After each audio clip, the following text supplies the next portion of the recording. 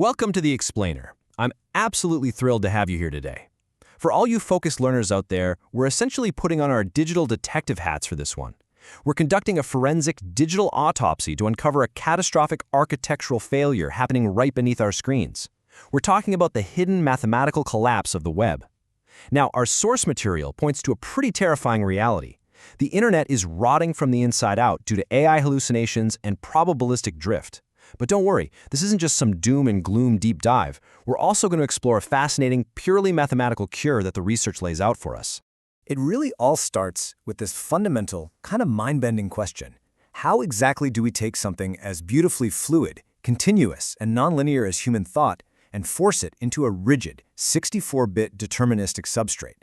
Essentially, how do we force abstract thought into a strict grid of ones and zeros? We are mapping continuous fluid dynamics into highly structured topological engineering.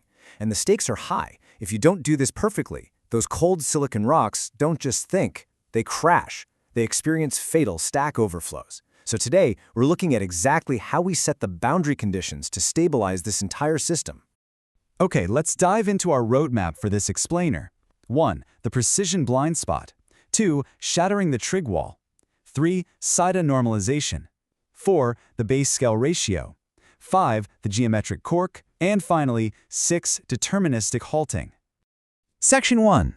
The precision blind spot. The FPU gambler versus the ALU surveyor.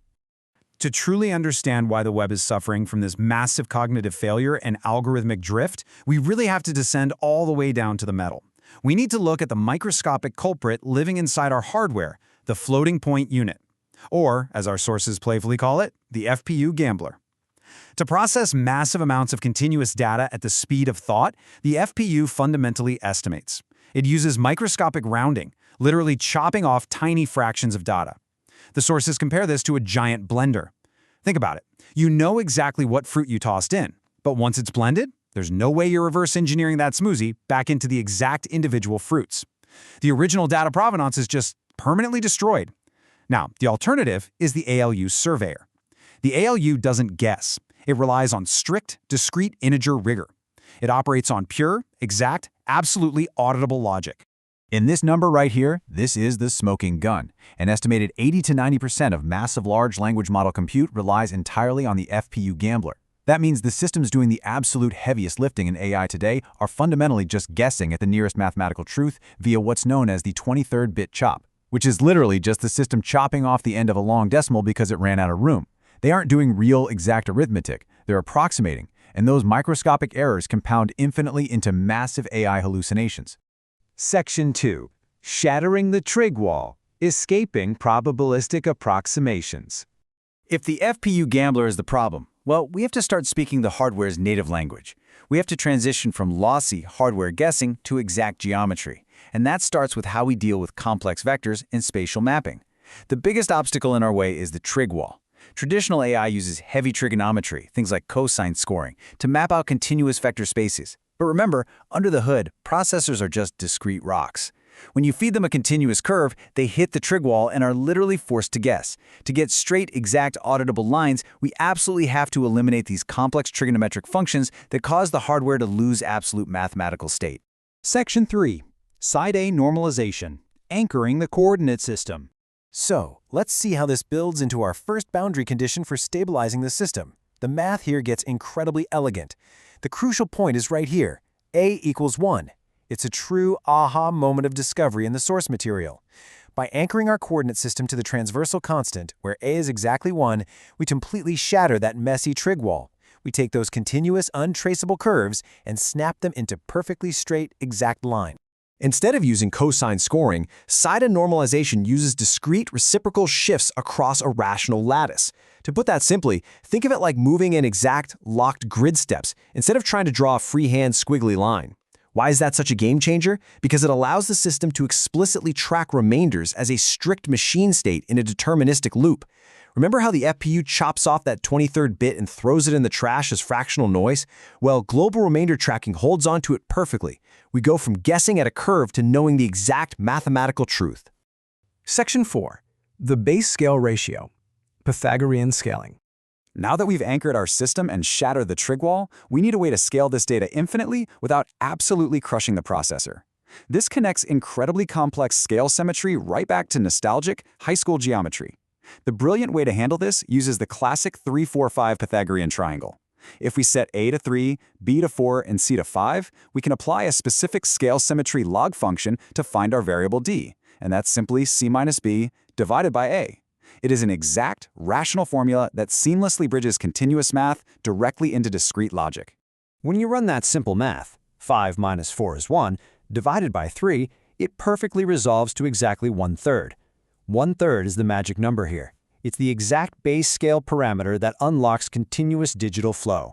Because we have this beautiful, simple ratio, the architecture can treat geometric forms as continuous data streams, instead of crunching heavier and heavier isolated computations until the system crashes.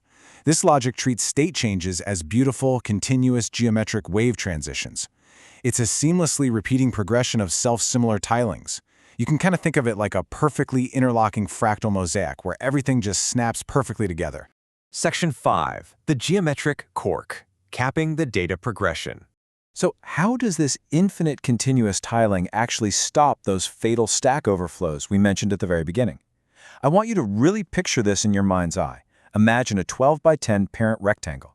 Inside of it, nestled perfectly, is a 10 by 8 inner rectangle. Using that 1/3 scale symmetry function, these rectangles scale down, packing recursively, zooming inward infinitely along a central symmetry line. This forms a strict, absolute mathematical lock-in. Because these are non-repeating geometric sequences zooming inward forever, the cellular automata running this system literally never reach a terminal state. They can run safely, gracefully, and indefinitely without overflowing.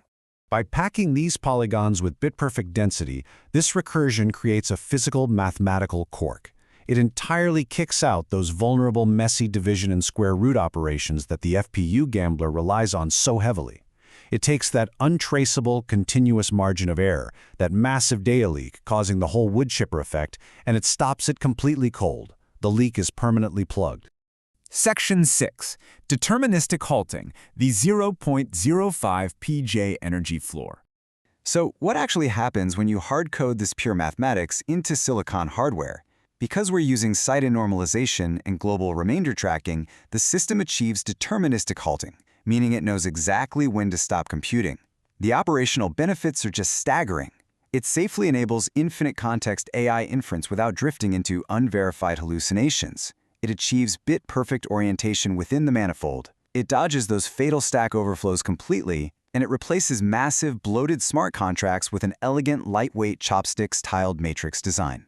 But perhaps the most jaw-dropping result of all this is the metabolic efficiency. Because we've eliminated the trig wall and reduced complexity down to native, discrete bit shift operations, we hit a hardware energy floor of just 0.05 picojoules per operation. To put that into perspective, that is a massive 74 times reduction in energy compared to standard legacy methods. It's incredibly fast, perfectly exact, and remarkably green. To bring this all full circle, this is exactly why it matters for the future of the internet. We tracked the murder weapon of the dead web, the AI hallucinations and probabilistic drift, right down to the FPU gambler. By switching to ALU geometry, governed by the geometric cork and deterministic halting, we cure the disease. We shift from being a lossy observer that destroys human authorship to forensically possessing an undeniable, flawless, auditable chain of title for every single piece of data. It is the absolute cure for sovereign publishing on the web. We've seen how perfectly structured mathematical boundaries can literally save the internet from eating its own degraded output. So I want to leave you with this thought to ponder as you navigate your screens today. If we can mathematically lock in absolute truth on cold silicon, what does the future of an entirely deterministic, hallucination-free web actually look like? Thank you so much for joining me for this analysis. Keep learning, keep questioning the systems around you, and I will catch you next time.